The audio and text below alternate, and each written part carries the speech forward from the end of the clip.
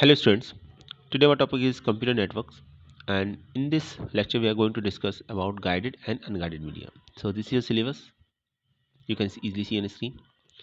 तो अभी जैसे हम जानते हैं कि हमारा रिवीजन पार्ट चल रहा है इसका और इसमें हम क्या देखते हैं, इसमें हम ये डिस्कस कर रहे हैं कि क्या क्वेश्चन एग्जाम में आ सकते हैं क्या नहीं आ सकते।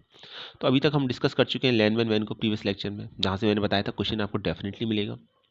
नेटवर्किंग डिवाइस से आपको क्वेश्चन डेफिनेटली मिलना है, एक नेटवर्क डिवाइस डेफिनेटली पूछी जाएगी।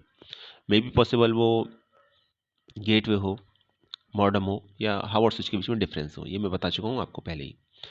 टोपोलॉजी से भी क्वेश्चन आता है, ठीक है।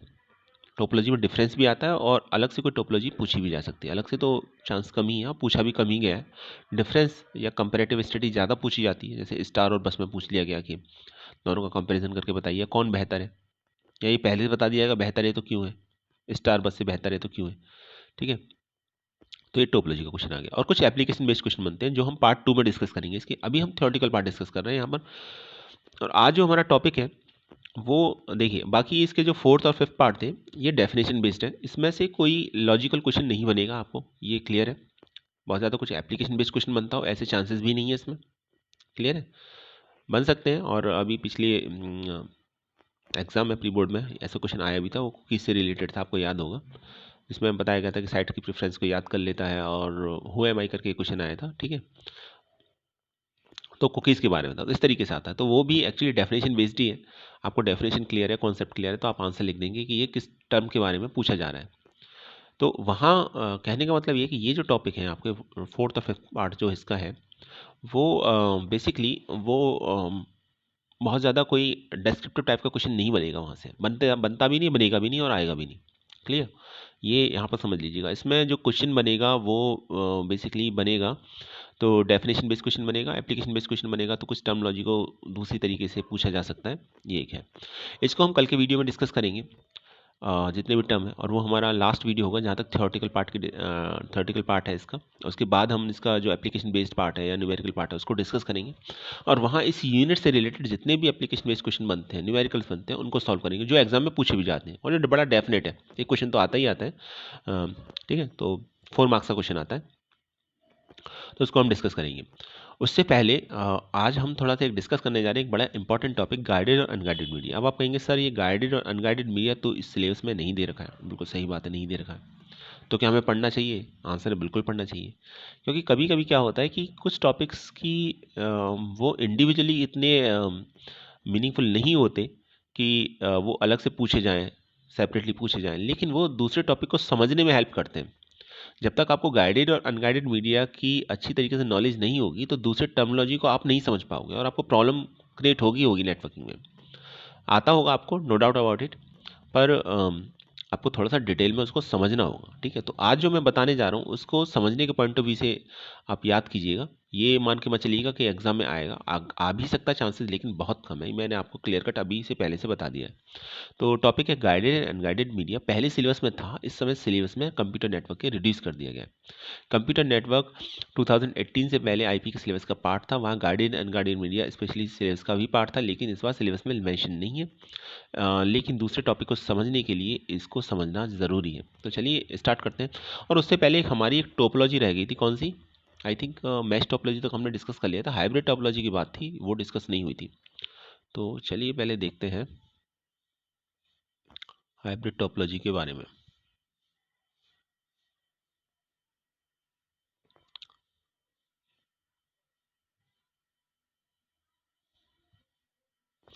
ये है हाइब्रिड टोपोलॉजी।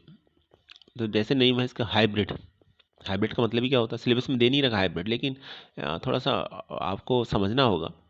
जैसे मैंने बताया ना, कुछ टॉपिक इंटर रिलेट करते हैं, तो जो टॉपिक स्पेशली सिलेबस में मेंशन है उनसे क्या क्वेश्चन बनते हैं ये मैं आपको बता ही रहा हूँ साथ साथ, लेकिन उसके सपोर्ट में आपको कुछ थोड़ा सा टेक्स्ट और पढ़ना पड़ेगा, थोड़ा सा और देखना पड़ेगा, जानना समझना पड़ेगा, जो आपकी हेल्प करेगा कॉन्सेप्ट को और ज़्यादा क्लियर करने के लिए। अलग से एग्जाम में कभी नहीं आएगा हाइब्रिड, ये मैं अभी डेफिनेटली आपको बता देता हूँ, एग्जाम में नहीं आने वाला है हाइब्रिड आपका, लेकिन आपको पता होना चाहिए हाइब्रिड क्या है। तो it is two different types of topology which is mixture of two और मोर टोपोलॉजीज। तो ये दो और टू या टू से ज़्यादा टोपोलॉजीज का मिक्सचर है, इसलिए से हाइब्रिड टोपोलॉजी बोला जाता है। तो ये कोई अलग से कोई टोपोलॉजी नहीं है, बल्कि टू टोपोलॉजीज या टू से ज़्यादा टोपोलॉजीज को अगर हम कंबाइन करके एक टोपोलॉजी बना दें रिक्वायरमेंट के अकॉर्डिंग, तो उसी को हम हाइब्रिड टोपोलॉजी बोलते हैं। ये डायग्राम यही रखा है यहाँ पर। जैसे एक एग्जाम्पल में दे रखा है, for example if an office is office in one department, ring topology is used, and in another star topology used. Connecting these topologies will result in hybrid topology, ring topology and star topology. अब देखिए एक office है उसमें ring topology use की गई है, ठीक है। दूसरा एक ऑफिस है उसमें एक स्टार टोपोलॉजी यूज़ की गई है। अब इन दोनों ऑफिस को मुझे कनेक्ट करना है नेटवर्क के थ्रू, ठीक है। कुछ और कंप्यूटर्स हैं वो बस टोपोलॉजी के थ्रू कनेक्ट किए गए सपोज, ठीक है। ये 3 ऑफिस है, ऑफिस 1, ऑफिस 2, ऑफिस 3। ऑफिस 1 में स्टार, ऑफिस 1 में रिंग, ऑफिस 2 में बस और ऑफिस 3 में टी टोपोलॉजी यूज़ की गई है। अब मुझे ये 3 के 3 जो भी ऑफिस हैं इनको आपस में इंटरकनेक्ट करना है। मैंने इंटरकनेक्ट कर दिया नेटवर्किंग के थ्रू। तो ये कौन सी टोपोलॉजी कहलाई? ये कहलाएगी हाइब्रिड, क्योंकि इन तीनों का ये मिक्सचर है। तो 2 या 2 से ज़्यादा जब भी कभी हम टोपोलॉजीज़ को कनेक्ट करते हैं, ठीक है, तो वो आपका हाइब्रिड टोपोलॉजी कहलाती है। आई थिंक बड़ा सिंपल सा डेफिनेशन है, क्लियर हो गया होगा आपको। फीचर्स ऑफ हाइब्रिड टोपोलॉजी देखते हैं। It is a combination of 2 और मोर टोपोलॉजी, 2 से ज़्यादा टोपोलॉजी का कॉम्बिनेशन है। Inherit the advantage and disadvantage of the topologies included.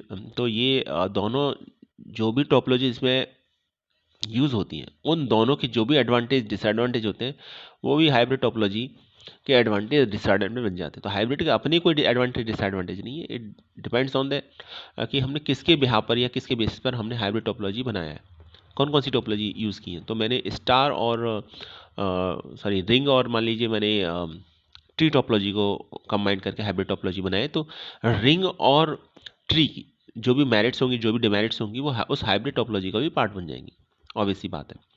Advantage क्या है इसके?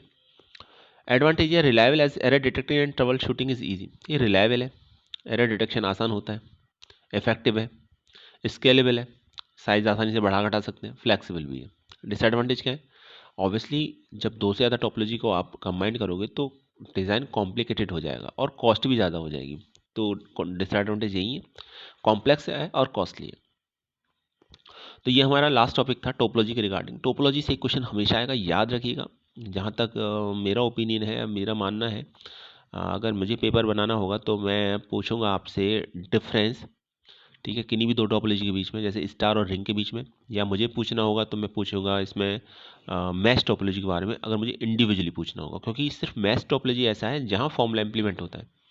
कौन सा बताया था ना आपको, n-1/2। तो उसमें ये पूछा जाता है कि n अगर नंबर ऑफ कंप्यूटर्स हैं तो कितने नंबर ऑफ कनेक्शंस की रिक्वायरमेंट पड़ेगी। तो कैसे निकालते हैं, n-1/2। तो जो फॉर्मूला यूज़ होता है सिर्फ वही यूज़ होता है, बाकी में तो आप कहानी लिख दोगे, डायग्राम भी बना दोगे, याद भी कर लोगे उसको, लेकिन वहाँ पर न्यूमेरिकल बनता है, तो वहाँ थोड़ा सा सोचना होगा। तो मैश टोपोलॉजी को न्यूमेरिकल पार्ट को अच्छी तरीके से देख लीजिएगा, ठीक है।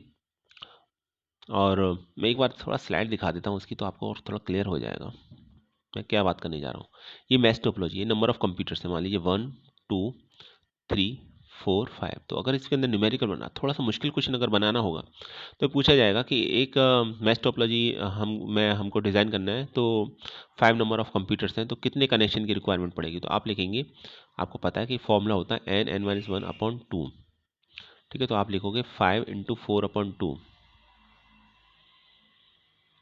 तो ये आपने डिवाइड किया, आपने कहा 10, नंबर ऑफ वायर 10 पड़ेंगे। ऐसा नहीं करना है कि 5 कंप्यूटर कर दिए फिर आपस में एक दूसरे से इंटरकनेक्ट करके देख रहे हो वायर। इतना टाइम नहीं होता है, एग्जाम में निकल सकता है आंसर लेकिन इतना टाइम नहीं होता। डायरेक्ट फॉर्मूला लगाइए, आंसर निकालिए, क्लियर। तो टोटल नंबर ऑफ केबलिंग जो कनेक्शंस होंगे वो कितने होंगे, 10 कनेक्शंस की रिक्वायरमेंट होगी आपकी। तो ये एक न्यूमेरिकल पड़ता है, तो इसमें मैश टोपोलॉजी अलग से पूछा जाता है। बाकी रिंग टोपोलॉजी अब सिलेबस में मेंशन नहीं है तो अलग से पूछा नहीं जाएगा। स्टार और ट्री है अभी भी, तो डिफरेंस पूछा जा सकता है स्टार और ट्री में। बस टोपोलॉजी जनरली बहुत कम पूछी जाती है, पूछी जा सकती है लेकिन जनरली बहुत कम पूछी जाती है, तो ये याद रखिएगा। और ये हाइब्रिड टोपोलॉजी तो सिलेबस में अभी है ही नहीं, कोई अलग से टोपोलॉजी नहीं है, अलग से कॉम्बिनेशन होता है। ये 2 या 2 से ज़्यादा टोपोलॉजी को अगर हम कंबाइन कर दें तो वही हाइब्रिड टोपोलॉजी कहलाती है। तो एग्जाम में आने के चांसेस इसके कम है। चलिए अब केबलिंग की बात करते हैं, ट्रांसमिशन मीडिया की बात करते हैं। ट्रांसमिशन मीडिया का मतलब है कि जब हम नेटवर्किंग करते हैं तो 2 तरीके से कर सकते हैं। एक तो जो ट्रांसमिशन मीडिया, डेटा को हम ट्रांसफ़र कैसे करेंगे एक जगह से दूसरी जगह। 2 ऑप्शन है, एक तो है गाइडेड और एक दूसरा है अनगाइडेड। तो गाइडेड और अनगाइडेड का क्या मीनिंग है ये थोड़ा सा समझ लीजिए आप। गाइडेड का मीनिंग है कि हम वहाँ केबल यूज़ कर रहे हैं, अनगाइडेड का मतलब है वहाँ हम कोई केबल यूज़ नहीं कर रहे हैं, ठीक है, वायरलेस कनेक्शन है हमारा। तो वायर्ड कनेक्शन या गाइडेड मीडिया की बात करें तो हमारे पास क्या ऑप्शन है? ओनली 3 ऑप्शन हैं, आप जानते होंगे इनके बारे में, नहीं जानते तो समझ लीजिए। एक है ट्विस्टेड पेयर केबल, एक है कोएक्सियल केबल और एक है फाइबर ऑप्टिक्स केबल। जब हम अनगाइडेड मीडिया की बात करते हैं तो 3 मेन ऑप्शन हमारे पास होते हैं, रेडियो वेव, माइक्रोवेव और इंफ्रारेड। क्लियर? तो ये अनगाइडेड मीडिया के एग्जाम्पल हैं। तो ये वायर्ड को गाइडेड मीडिया बोला जाता है और वायरलेस को अनगाइडेड मीडिया बोला जाता है। इन दोनों को कंबाइनली हम ट्रांसमिशन मीडिया बोलेंगे। तो इनके बारे में हमें समझना है कि कौन कौन सी इनका क्या रोल होता है, क्या स्पीड होती है, किस तरीके से डेटा ट्रांसफर होता है, इसमें क्या फीचर्स होते हैं। चलिए वन बाई वन स्टार्ट करते हैं।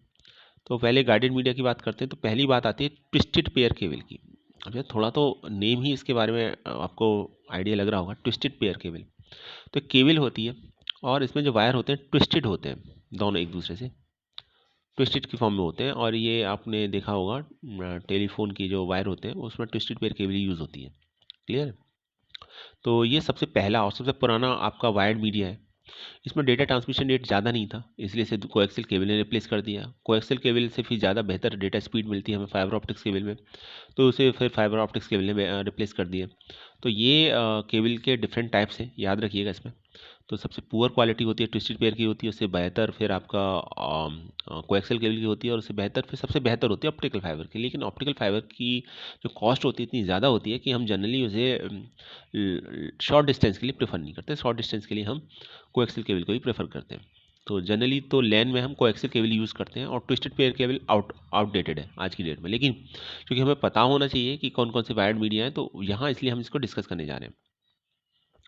सो फर्स्ट पॉइंट देखिए, it is the most common form of wiring the data communication application. तो ये सबसे मोस्ट कॉमन फॉर्म है, ठीक है, कम्युनिकेशन एप्लीकेशंस के लिए। तो इसमें 2 आइडेंटिकल वायर्स होते हैं एक जैसे, wrap together in double helix, तो एक दूसरे से कनेक्टेड होते हैं, जुड़े हुए होते हैं, ठीक है, और ट्विस्टेड फॉर्म में होते हैं।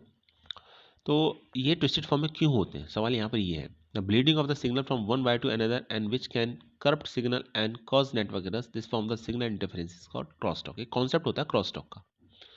क्रॉसटॉक का ये होता है कि क्रॉसटॉक में ब्लीडिंग ऑफ सिग्नल होता है आपका, एक वायर से जब दूसरे वायर में डेटा ट्रांसफर होता है या सिग्नल करप्ट हो जाता है, जिसकी वजह से नेटवर्क में एरर आ जाती है, तो इस तरह के इंटरफेरेंस को क्रॉसटॉक बोला जाता है। तो क्रॉसटॉक को रिड्यूस करने के लिए हम क्या करते हैं, यहाँ पर ट्विस्टेड पेयर केबल यूज़ करते हैं। तो दोनों जो केबल होते हैं वो ट्विस्टेड होती हैं, तो सिग्नल ब्लीड ना करें एक केबल से दूसरी केबल में, ठीक है, और इंटरफेयर ना करें सिग्नल। तो उसके लिए ट्विस्टेड पेयर केबल की फॉर्म में हाँ इसको मैन्युफैक्चर किया जाता है, इसलिए इसका नाम ही ट्विस्टेड पेयर केबल है। इस तरीके से होता है, ठीक है। ये ट्विस्टेड पेयर केबल का एग्जाम्पल है। देखिए दोनों जो वायर है एक दूसरे से ट्विस्टेड है पूरी तरीके से। ये इसमें कंडक्टर है जो सिग्नल को कैरी करेगा, ये इंसुलेटर है, ठीक है, और ये ट्विस्टेड पेयर केबल है। क्लियर हो गया होगा आपको। अब ट्विस्टेड पेयर केबल में भी टाइप होते हैं, एक होता है यूटीपी और एक होता है एसटीपी। यूटीपी होता है अनशील्डेड ट्विस्टेड पेयर केबल और एसटीपी होता है शील्डेड ट्विस्टेड पेयर केबल। तो जैसा नाम है, इसमें शील्ड होती है, इसमें शील्ड नहीं होती। अब शील्ड का क्या काम होता है ये देखिए, समझ लीजिए पहले। तो ये एसटीपी है, ये ऊपर का देखिए आप,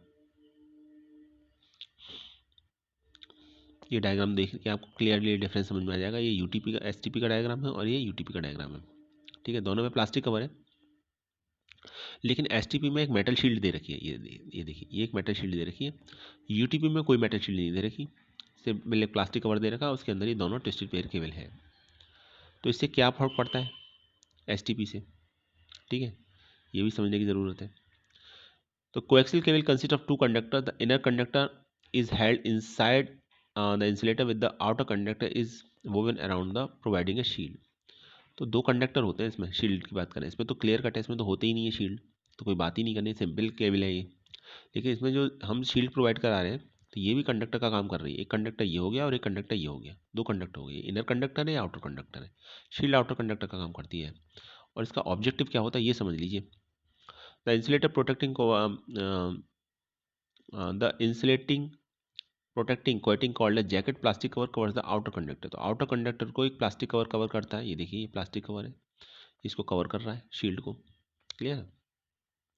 it is much susceptible to interference and crosstalk. तो इसमें क्रॉसटॉक बहुत कम होता है, इंटरफेरेंस भी बहुत कम होता है शील्डेड ट्विस्टर पेयर केबल में as compare to unshielded twister pair cable. Outer shield protect the inner conductor from outer electric signal. अब इसका ऑब्जेक्टिव समझ लीजिए, इसका ऑब्जेक्टिव है बाहर के जो इलेक्ट्रिक सिग्नल है उससे ये इफेक्ट ना करे इनर कंडक्टर, जो भी इसमें सिग्नल ले जा रहा है वो आसानी से कैरी करे उसको। तो उसको प्रोटेक्ट करने के लिए ये मेटल शील्ड यहाँ लगाई जाती है इसके ऊपर। और इसको कौन कवर करता है? इसको भी कवर करता है प्लास्टिक कवर। तो इसके अंदर इसकी वजह से क्रॉसटॉक कम होता है, ठीक है, इंटरफेरेंस कम होता है। यूटीपी में ऐसा नहीं होता, यूटीपी में क्रॉसटॉक ज़्यादा होता है एज़ कम्पेयर टू एसटीपी। तो हम ये कह सकते हैं एसटीपी यूटीपी का एडवांस वर्जन है। चलिए ये हो गया आपका। अब बात करते हैं कोएक्सियल केबल की। तो पहले डायग्राम देख लेते हैं, डिस्कस थोड़ा बाद में करेंगे। ये कोएक्सियल केबल है। ट्विस्टेड पेयर केबल की जो डेटा ट्रांसफर रेट था काफ़ी कम था, तो उसको रिप्लेस किया फिर कोएक्सियल केबल ने। अब कोएक्सियल केबल में क्या होता है? कोएक्सियल केबल में एक इनर कंडक्टर होता है, उसके ऊपर एक इंसुलेटर होता है, फिर एक आउटर कंडक्टर होता है जिसे हम शील्ड बोलते हैं, इसके ऊपर एक इंसुलेटर होता है और फिर उसके ऊपर प्लास्टिक कवर होता है। तो याद रखिएगा कि आज की डेट में तो ट्विस्टेड पेयर केबल कहीं यूज़ ही नहीं होती, पहले यूज़ होती थी। तो कोएक्सियल केबल जनरली लैन में यूज़ होती हैं अभी, और स्मॉल लोकल एरिया नेटवर्क में कोएक्सियल केबल ही हम यूज़ करते हैं, ठीक है। और अच्छा खासा डेटा ट्रांसफ़र रेट होता है इसमें। लेकिन अगर बहुत ज़्यादा हाई स्पीड का डेटा ट्रांसफ़र चाहिए हमको तो हम फिर फाइबर ऑप्टिकल केबल यूज़ करते हैं, तो वो भी हम डिस्कस करेंगे। लेकिन जनरली कोएक्सियल केबल लैन के अंदर यूज़ होती है। तो क्वेश्चन भी आता है कभी भी एप्लीकेशन बेस्ड क्वेश्चन में, वहाँ ये पूछा भी जा सकता है आपसे इस तरीके का क्वेश्चन कि इसमें अंदर कौन सी केबल यूज़ करोगे आप। तो अभी यहाँ पे बात कर रहे हैं हम कोएक्सियल केबल की। तो कोएक्सियल केबल का स्ट्रक्चर समझ लिए, दो कंडक्टर है इनर और आउटर, दो इंसुलेटर है। एक इंसुलेटर इनर कंडक्टर को प्रोटेक्ट कर रहा है, दूसरा आउटर कंडक्टर को प्रोटेक्ट कर रहा है, और एक प्लास्टिक कवर ओवरऑल है जिसके अंदर ये पूरा आपका सेटअप है। चलिए आगे देखते हैं। कोएक्सियल केबल के भी अगेन टू टाइप्स हैं, एक होता है थिन नेट और एक होता है थिक नेट। तो थिन नेट जो होता है उसकी लेंथ होती है सेगमेंट की 500 मीटर, और जो थिन नेट होता है उसकी लेंथ होती है 185 मीटर। इसका यूज़ कहाँ करते हैं? कोएक्सियल केबल का यूज़ करते हैं हम टीवी चैनल कम्युनिकेशन में जनरली, ठीक है। केबल टीवी नाम भी सुना होगा, तो वहाँ हम ये कोएक्सियल केबल यूज़ करते हैं, इसलिए इसे केबल टीवी भी बोला जाता है। तो वहाँ हम इसे जनरली यूज़ करते हैं। इसके एडवांटेज क्या है? ये ट्विस्टेड पेयर केबल से ज़्यादा बेहतर है, इसकी स्पीड ज़्यादा है, ये ज़्यादा बैंडविड्थ प्रोवाइड कराती है, स्पीड ज़्यादा प्रोवाइड कराती है। इसकी जो बैंडविड्थ है वो 400 मेगाबाइट्स पर सेकंड तक है, ठीक है। और ये ब्रॉडबैंड ट्रांसमिशन के लिए सबसे बेहतर है, और ये टीवी नेटवर्क के लिए यूज़ किया जाता है। इसका डिसएडवांटेज क्या है? एक्सपेंसिव है as compare to twisted pair cable. Twisted pair cable से तो ज़्यादा महंगी पड़ेगी आपको, कॉस्टली होगी। And not compatible with twisted wire cable, और ट्विस्टेड वायर केबल के साथ कंपेटेबल नहीं है। आप सोचें कि ट्विस्टेड पेयर केबल और कोएक्सियल केबल दोनों एक साथ यूज़ कर लें तो वो पॉसिबल नहीं है, उसके साथ कंपेटेबल नहीं है, ठीक है। तो ये इसके डिसएडवांटेजेस थे। So better than twisted pair cable, अच्छी स्पीड आती है, स्पीड बैंडविड्थ ज़्यादा है इसकी, ठीक है। ब्रॉडबैंड ट्रांसमिशन के लिए यूज़ होता है, टीवी नेटवर्क के लिए यूज़ होता है, इसके एडवांटेजेस थे। एडवांटेज चलिए और देखते हैं। Not affected by any kind of noise, इस पर नॉइज़ का फर्क नहीं पड़ता, बात इंटरफेरेंस नहीं होता, क्रॉसटॉक कम होता है as compare to twisted pair cable, तो इसका एक एडवांटेज है।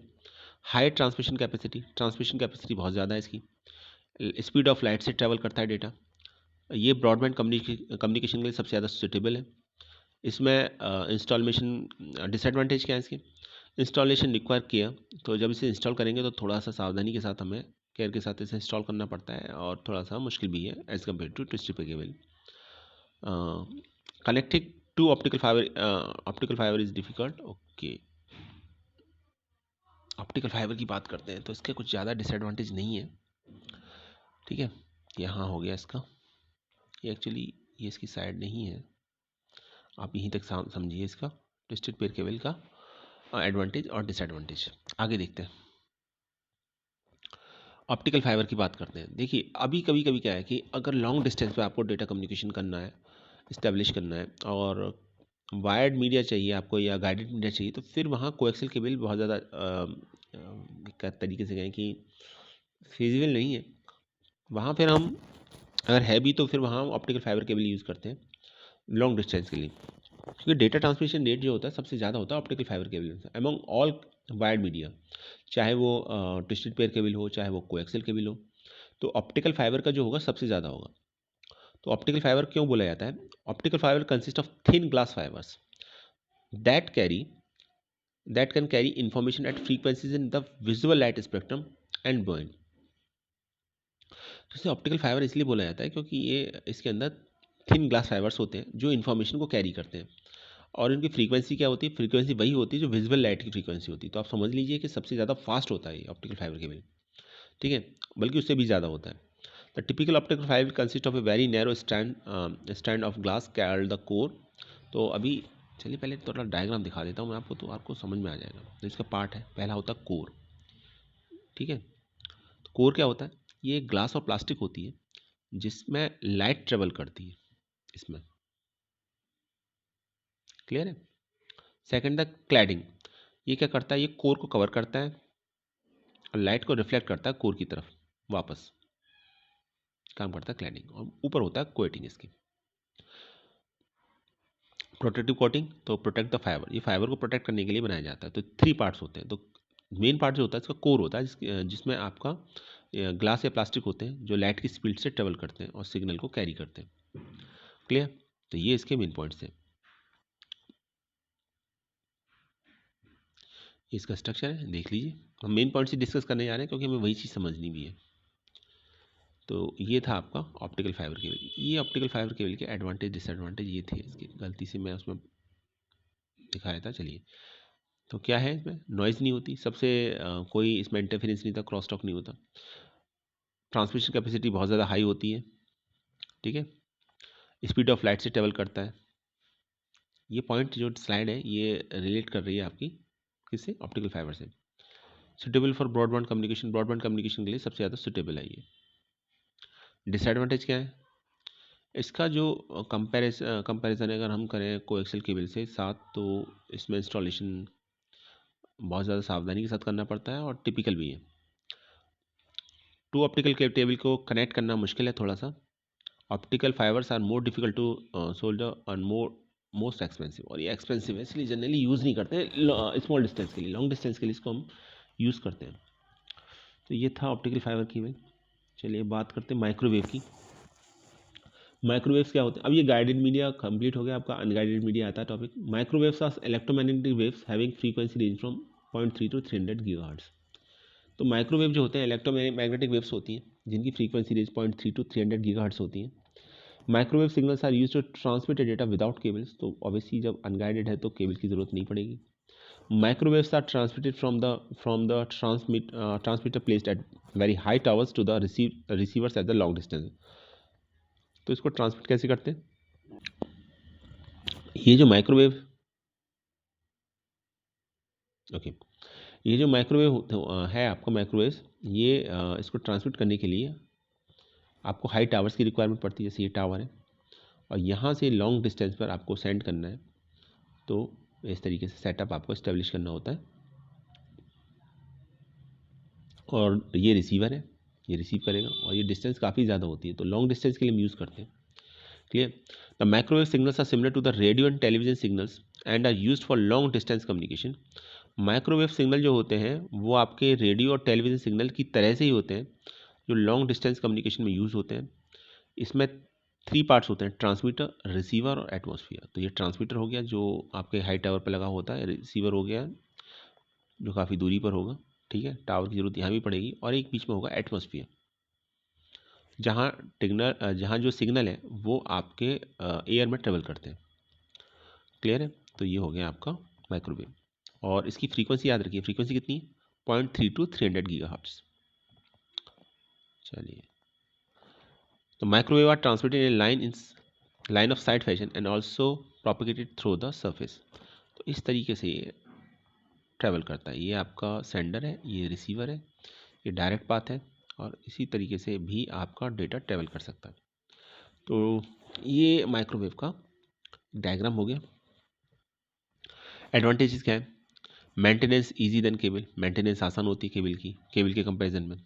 Suitable when cable can not be used, तो जब केबल यूज़ नहीं कर रहे तो माइक्रोवेव को यूज़ करना ज़्यादा आसान है। डिसएडवांटेज क्या है, डिसएडवांटेज ये है कि आपको रिपीटर्स की ज़रूरत पड़ती है, जब लॉन्ग डिस्टेंस होती है तो रिपीटर्स की ज़रूरत पड़ती है, और इसकी बैंडविड्थ ज़्यादा नहीं है, ये इसका डिसएडवांटेज है। बात करते हैं अब आपके रेडियो वेव्स, ये भी आपके अनगाइडेड मीडिया में आता है। तो क्या क्या पॉइंट्स इसके अंदर, they are widely use for communication both indoor and outdoors, तो ये इंडोर और आउटडोर दोनों के लिए यूज़ होता है, ठीक है। जैसे कार्डलेस फ़ोन में यूज़ होता है, कॉर्डलेस फ़ोन में यूज़ होता है, AM एंड FM में यूज़ होता है, रेडियो ब्रॉडकास्ट में यूज़ होता है, गैराज डोर ओपनर्स में यूज़ होता है। तो वहाँ ये सब क्या यूज़ होते हैं, वहाँ रेडियो वेव्स यूज़ होती हैं। इसके एग्जाम्पल्स हैं। एडवांटेज क्या है, ये इनएक्सपेंसिव है वायर्ड मीडिया के कंपैरिजन में। सेकंड है ये आसानी से कम्युनिकेशन प्रोवाइड कराता है, ठीक है। थर्ड है ये ओमनी डायरेक्शनल होता है, इसका मतलब ये है कि ये जो ट्रांसमीटर और रिसीवर है इनका अलाइन होना ज़रूरी नहीं है, तो ये सबसे अच्छी बात है। रेडियो वेव की बात करें तो ये रेडियो वेव है, तो रेडियो वेव में याद रखिए कॉर्डलेस फ़ोन्स में, AM FM रेडियो ब्रॉडकास्ट में, गैराज डोर ओपनर्स में ये रेडियो वेव्स ट्रांसमिशन हम यूज़ करते हैं। और ये काफ़ी सस्ता होता है कंपैरिजन टू वायर्ड मीडिया, और ईज़ ऑफ कम्युनिकेशन काफ़ी आसान होता है। और सबसे अच्छी बात यह है कि इसमें ट्रांसमिटिंग और रिसीविंग एंटीनास का अलाइंड होना ज़रूरी नहीं है। क्लियर। नेक्स्ट आता है आपका, इससे पहले सैटेलाइट से पहले एक और टॉपिक डिस्कस करते हैं, इंफ्रारेड वेव्स।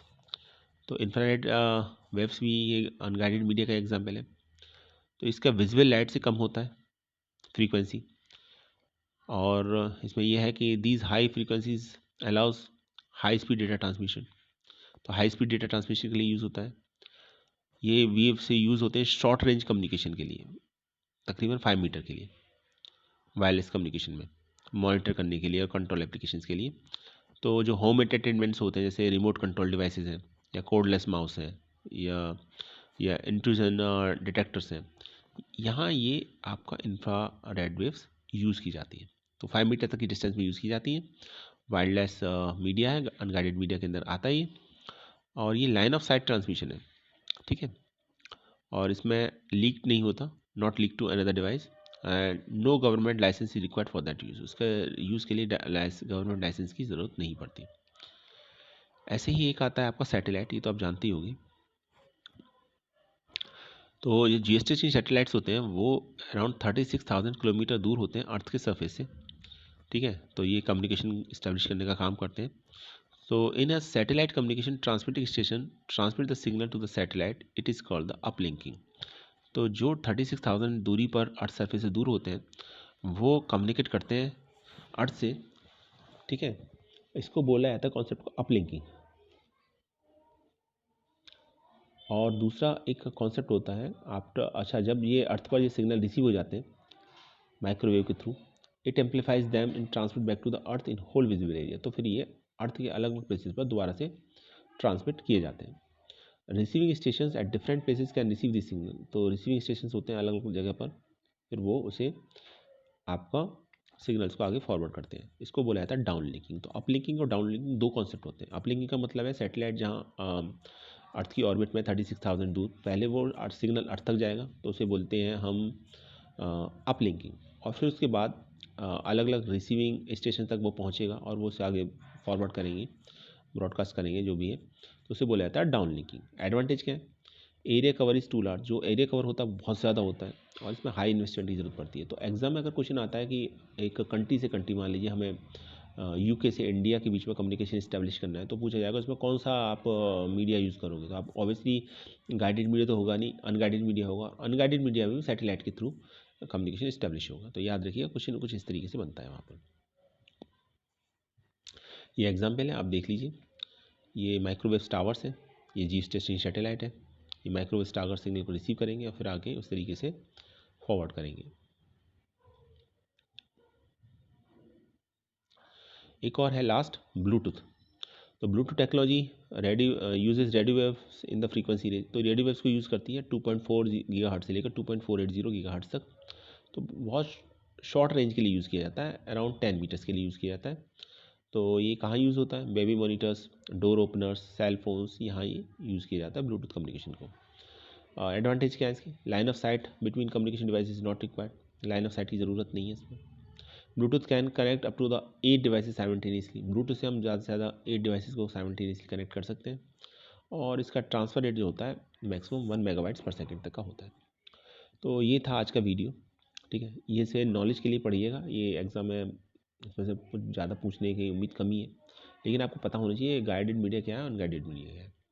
उम्मीद है अभी आपको वीडियो समझ में आ चुका होगा। नेक्स्ट वीडियो में हम जो इंपॉर्टेंट टर्म्स हैं जो एग्जाम में पूछे जाते हैं, जैसे VoIP है, वेबसाइट है, ठीक है, वेब पोर्टल्स हैं, और ये सब टॉपिक्स है, कुकीज़ है, इनको डिस्कस करेंगे जो हमारा लास्ट वीडियो होगा as far as 12 part is concern. Thanks for watching this video.